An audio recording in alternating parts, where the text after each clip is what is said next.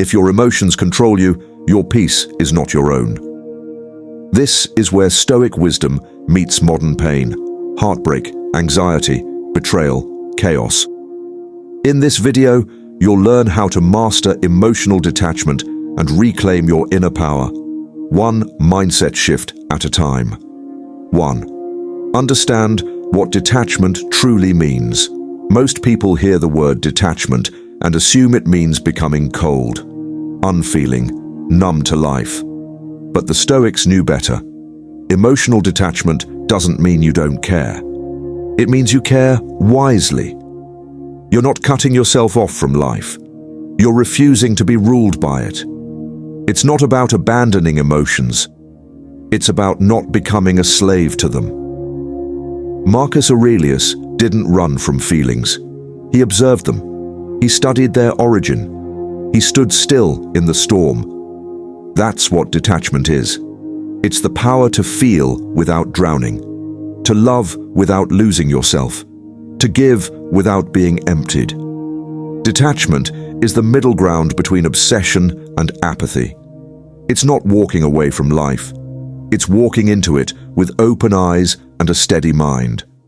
For example, a person in a painful relationship often clings to hope, fantasy, or fear.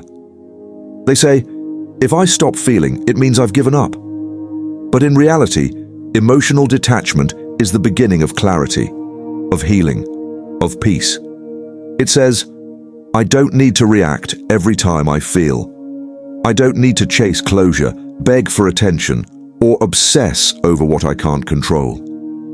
True detachment doesn't mean the heart stops beating. It means the heart beats on its own, without being tethered to someone else's chaos. This is what the Stoics practiced every day. Not to become robots, but to become free. As Epictetus said, "Freedom is the only worthy goal in life. It is won by disregarding things that lie beyond our control." When you understand detachment, you don't become indifferent. You become invincible. 2. Separate reaction. From reality, pain is not just what happens to us. It's how we interpret what happens to us. You don't suffer because someone left. You suffer because of the story you told yourself about it. You don't break because life threw a challenge at you. You break because your reaction told you, "This is unbearable." This is the core of Stoicism. It's not events that disturb us, but our judgments about those events. Someone insults you. You can let it ruin your day, or you can see it for what it is: a sound, a word, a noise. You get rejected from a job. You can spiral into self-doubt. Or you can say, "This job was never mine to begin with." The moment you understand that your reaction is not the same as reality, you gain power. Detachment begins here, in the small space between stimulus and response. That space is your freedom. Say you're in a toxic environment. Maybe it's work, maybe it's home. You can't always walk away immediately, but you can emotionally disengage. You can observe instead of absorb. You can say, "This behavior isn't about me.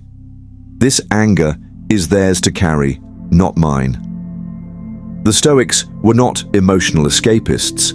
They were emotional warriors. They trained themselves to see clearly without the fog of reaction. They practiced responding, not reacting. When someone would wrong Marcus Aurelius, he would ask, "What is my role in this moment? What is within my control?" No lashing out, no internal collapse, just perspective. The modern world teaches you to respond instantly. Text back, get revenge, spiral. But Stoicism teaches you to pause, to wait, to choose the high ground even when you're drowning inside. The reaction is the poison. The pause is the antidote. Learn to separate them, and you'll no longer be owned by emotions that were never yours to carry. 3. Detach from outcomes, focus on effort. We live in a world obsessed with results, win or lose, accepted or rejected, success or failure. But the Stoics taught something different. They taught us to care about the process, not the prize. See, outcomes are rarely in your control. You can prepare for months and still not get the job. You can give someone your heart and they can still walk away. You can do everything right and life can still say no. That's the truth most people don't want to hear. But detachment doesn't mean not caring. It means caring about what's yours to carry and letting go of the rest. Epictetus said, "Make the best use of what is in your power and take the rest as it happens." What's in your power? Your focus, your attitude, your effort, your integrity. Everything else, the reward, the recognition, the results, those belong to fate. Look at an archer. He trains for years. He steadies his breath, draws his bow, aims for the center. But once the arrow leaves his hands, the outcome is no longer his. Wind can blow. The target may shift. The arrow may miss. If he ties his peace to that result, he suffers. But if he ties his peace to the discipline of aiming well, he stays free. That's detachment. It's not passive, it's powerful. It says, "I will give my all, but I will not give my soul to things I cannot control." This is how you survive the chaos of life. You focus on the work, not the applause. You focus on the love you give, not whether it's returned. You focus on your values, not on how others value you. When you learn to detach from outcomes, you become unshakable. You're no longer a puppet to fortune. You become the anchor in your own storm. 4. Feel it, but don't feed it. Pain is real. Disappointment is real. Heartbreak, betrayal, frustration. These aren't illusions. Stoicism doesn't ask you to become numb. It doesn't ask you to be a robot or to shut off your emotions. It tells you something deeper. Feel everything. But don't feed everything. You're allowed to grieve. You're allowed to cry. You're allowed to sit with your pain. But you are not meant to worship it. You are not meant to feed it day after day with rumination, obsession, or replaying the same memory on loop. There's a difference between feeling your feelings and feeding your suffering. Someone hurt you? You feel anger. That's human. But feeding that anger with stories, assumptions, revenge fantasies, that's how you become a prisoner to your pain. You were rejected. The sadness is natural, but replaying it over and over, asking why, searching for meaning where there may be none, that's how you build a cage around your heart. Marcus Aurelius wrote, "You have power over your mind, not outside events. Realize this and you will find strength. You are not your emotions. You are the observer. You are the one watching the storm, not the storm itself. So, yes, let the tears fall. Let the anger rise. Let the sorrow pass through you. But don't give it your throne. Don't let it define you. Because the more you feed a feeling, the more it becomes a habit. And soon, you don't just feel anger, you become anger. You don't just feel sad, you become sadness. And that's not your identity. You're more than what happened to you. You're more than who left you, or what you lost, or how things turned out. You are the steady flame beneath the chaos, the stillness in the storm, the calm behind the noise. So remember this. Feel it, but don't feed it. That's where your freedom begins. 5. Redefine what you think you need. Emotional suffering often begins with one subtle illusion, the belief that you need something or someone to be whole. That's where attachment grows its roots. You begin to believe, without this person, this job, this validation, I am nothing. But that's a lie. A soft lie. A believable lie. And the most dangerous kind of lie. The Stoics taught that peace begins not when we get everything we want, but when we strip away the illusion of needing it in the first place. Seneca said, "It is not the man who has too little, but the man who craves more, that is poor." Need is not the same as preference. It's okay to want connection, to desire love, to pursue success. But the moment you tell yourself, "I can't be okay without it," you hand over your freedom. This is why breakups destroy people, not just because of heartbreak, but because their sense of self was built around another person. It's why rejection at work hurts so deeply, because your worth was tied to an outcome, not to your inner foundation. True emotional detachment isn't about being cold. It's about being so complete in yourself that nothing outside of you holds the power to destroy your peace. Ask yourself, what are the things I've convinced myself I need? What happens if I let go of that illusion? Who am I without it? This is a painful process. Make no mistake. Because you're not just detaching from a person or situation, you're detaching from the version of yourself that was addicted to it. It's a kind of death. But in that death, something greater is born: freedom. The less you need, the more powerful you become. When you no longer chase what you thought was essential, you realize how little you actually require to be at peace. And that's where your real strength begins. Not in getting more, but in needing less. Redefine your needs, and you'll reclaim your power. 6. Shift your identity. From emotion to intention. Your identity is the most powerful story you tell yourself. And for many people, that story is built on emotion. How they feel, how they've been hurt, what they've lost, what they fear. But here's the truth. If your identity is built on emotions, your life will constantly be at the mercy of instability. One insult, one betrayal, one disappointment, and you spiral. Why? Because you're still identifying with the pain instead of the purpose. The Stoics didn't suppress emotion. They simply didn't allow emotion to define them. They practiced something more powerful, choosing intention over reaction.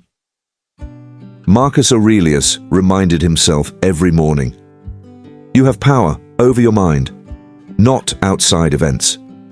Realize this, and you will find strength." Let that sink in. You are not your sadness. You are not your anger. You are not your anxiety. You are the observer of these things, not their prisoner.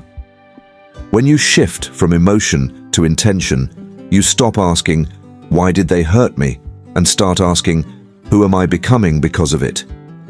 You stop saying, "I'm broken," and start saying, "I'm rebuilding with wisdom." This is emotional detachment in its most powerful form, not coldness, but clarity. Clarity to feel without falling apart. Clarity to hurt without losing your center. Clarity to walk away, even if your heart is trembling. So here's the practical shift. When pain shows up, don't let it hijack your identity. Let it inform you, not define you. When you're triggered, pause. Ask, what's my highest intention right now? And when emotions rise, listen. But then lead. You're the captain. The emotion is only the wave. Emotional detachment isn't the absence of feeling. It's the mastery of feeling, with direction. You don't abandon your heart. You teach it how to follow your mind. And over time, your identity becomes rooted not in what happens to you, but in how powerfully you respond to it. From emotion to intention, from chaos to character. That's the Stoic path. 7. Create mental space. Learn to step back before reacting. You will never master detachment if you don't master this one thing. Pause. Not dramatic silence, not emotional shutdown, but a deliberate pause, the space between trigger and reaction. The Stoics understood that in the heat of life, you don't need more emotion, you need more distance. Epictetus said, "It's not what happens to you, but how you react to it that matters." And that reaction, that instant twitch of the heart or the flare of anger in the gut, it feels automatic. But it's not. You just haven't practiced the pause. Here's what emotional chaos looks like. Something happens. You react instantly. You defend. You lash out. You crumble. You regret. But here's what emotional strength looks like. Something happens. You step back. You breathe. You assess. You choose your response. That space between event and response, that's where detachment is born. Let's make this practical. Someone disrespects you? Pause. Don't let their storm become your storm. Your plans fall apart. Pause. Your clarity isn't found in the panic. It's found in stillness. You get rejected, ignored, dismissed. Pause. That moment doesn't define your worth unless you let it. Every time you don't react, you build emotional muscle. Every time you wait before speaking, before deciding, before retaliating, you reclaim power. Mental space isn't weakness, it's wisdom. It's what allows you to see clearly while others are drowning in emotion. Think about it. When you're too close to a painting, all you see is noise. But take a few steps back and the whole picture becomes clear. Your life is the same. Step back, breathe, then decide who you want to be in that moment. This practice doesn't make you passive, it makes you precise. You become a person who responds with clarity, not someone who reacts from chaos. So starting today, whenever life pokes your nerves, pause. Let silence be your shield. Create space between you and the madness. That's where mastery lives. 8. Don't own everything. Let people carry their own baggage. One of the greatest traps in life is thinking you're responsible for how others feel. You're not. And if you try to carry someone else's emotional weight, you will drown. Stoic philosophy teaches this clearly. Focus on what is within your control. Everything else? Let it go. Here's the hard truth. People will project their pain onto you. They'll guilt trip you, blame you, expect you to fix their chaos. But that's not your job. You are not a savior. You are not an emotional landfill. You are not a punching bag for someone else's unresolved trauma. Imagine this. Someone walks into your life carrying a suitcase full of anger, jealousy, insecurity. They hand it to you. And you, trying to be kind or good, take it. Now you're carrying it. But here's the catch. It was never yours. That's what most people do. We absorb pain that doesn't belong to us. We apologize for things we didn't cause. We try to fix what we never broke. You want freedom? Let people carry their own baggage. You can be compassionate without being consumed. You can care without carrying. Let's take an example. A partner is constantly unhappy, always critical. You start bending, shrinking, fixing, explaining, trying to earn their peace. But it's not yours to earn. Their storm isn't about you. It existed long before you showed up. And it will rage long after you leave unless they choose to heal. Another example. You set a boundary. Someone gets offended. Now you feel guilty? Stop. Other people's reactions to your truth are not your responsibility. Your responsibility is to stay aligned with your values. You don't need to fix their mood. You don't need to absorb their guilt. You don't need to carry the emotional rubble of their past.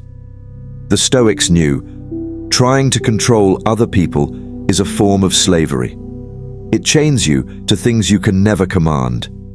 Detachment means refusing to carry what isn't yours. It's not cold, it's clean. It's not selfish, it's survival. So the next time someone throws their baggage at you, don't pick it up. Let them deal with their own wounds.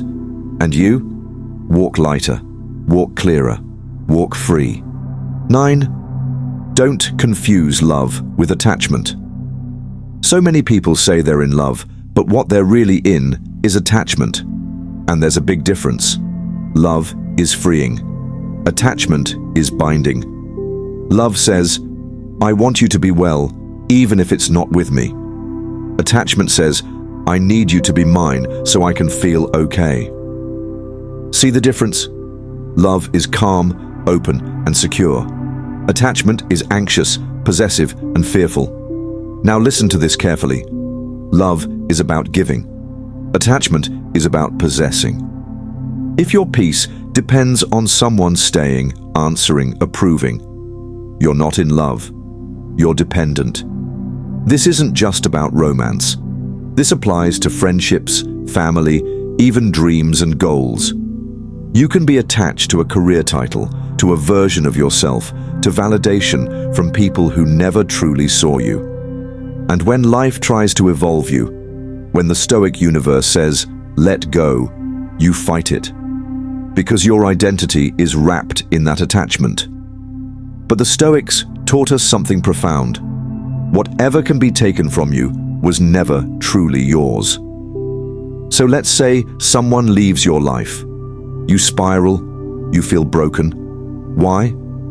Because your happiness was tied to them instead of growing within you. True love says, I care for you, but I don't need you to complete me. That's detachment.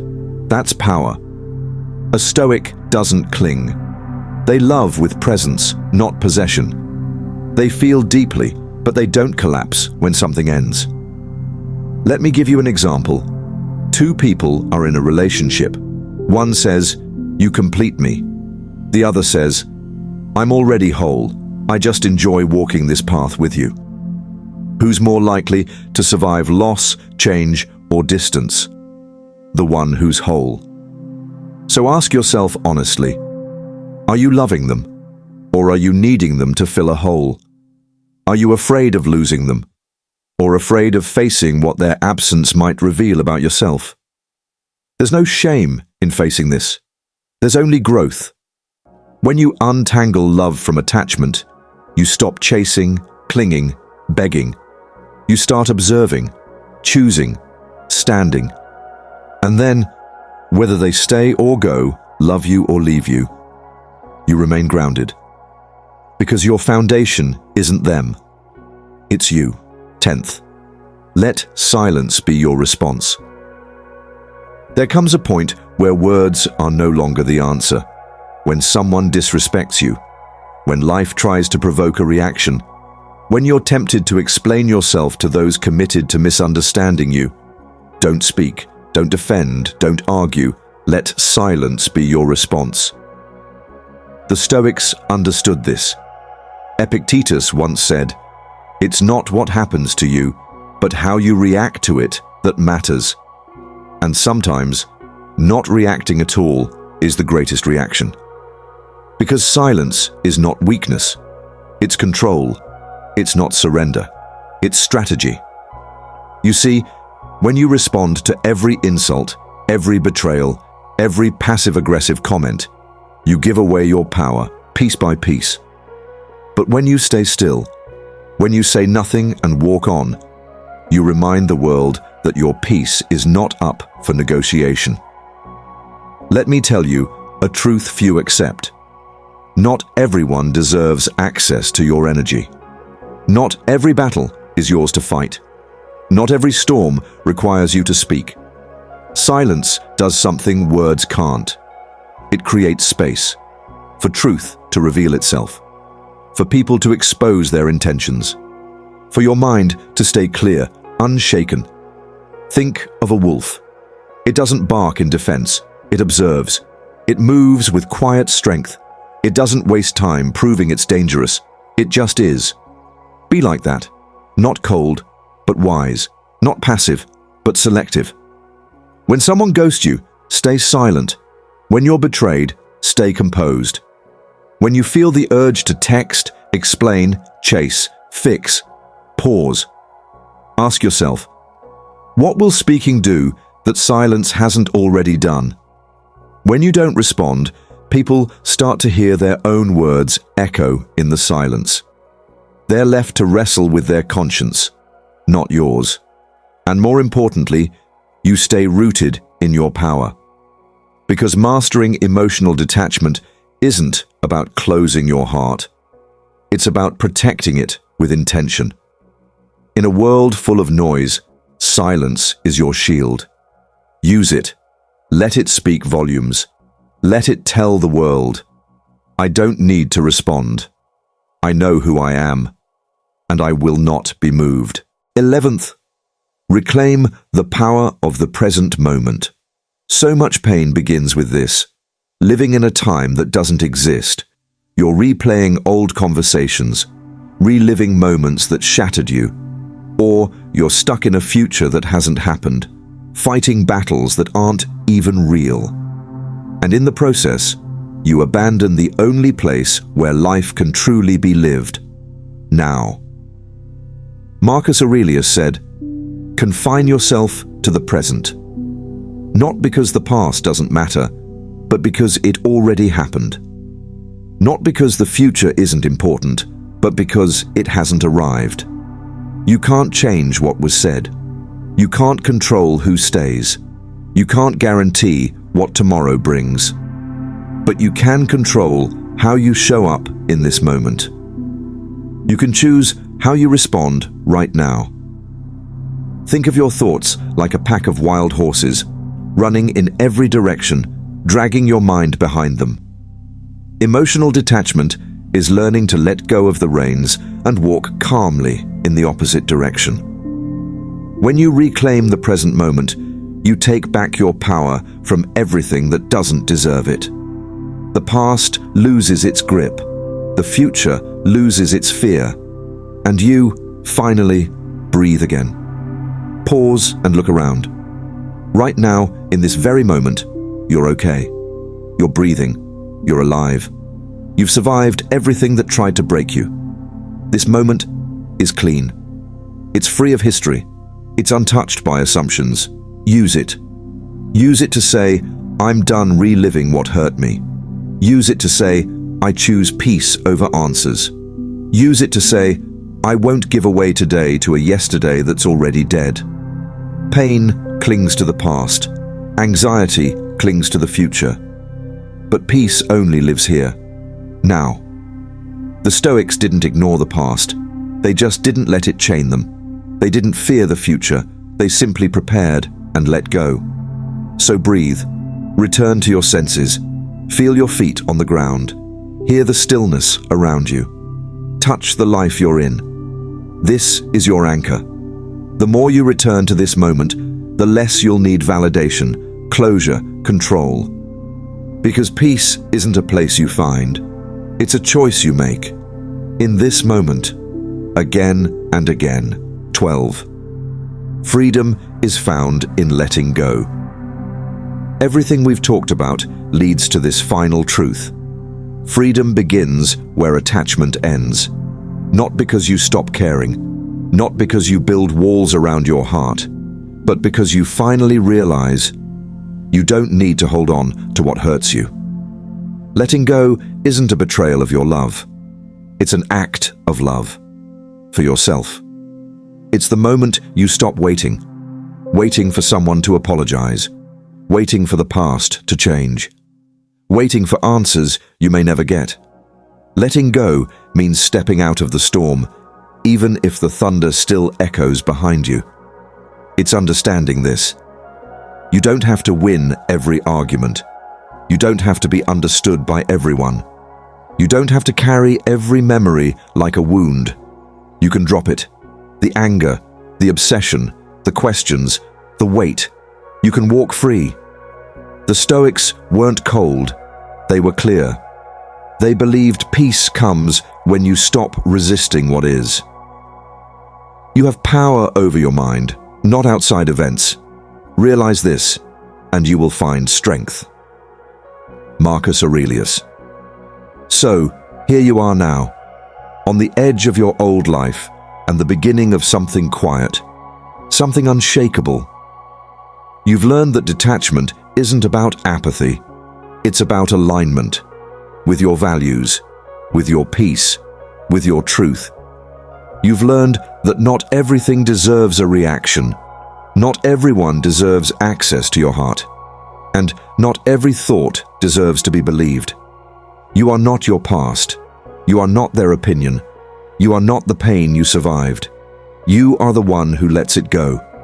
And in that release, you become untouchable, unshakable, free. You stop chasing and you start becoming. You stop bleeding and you start breathing. You stop surviving and you start living on your own terms. So go, not to escape the world, but to return to it, calmer, wiser, and finally whole. If this message reached you, then you were meant to hear it. Now pause, breathe, and carry this stillness into your life.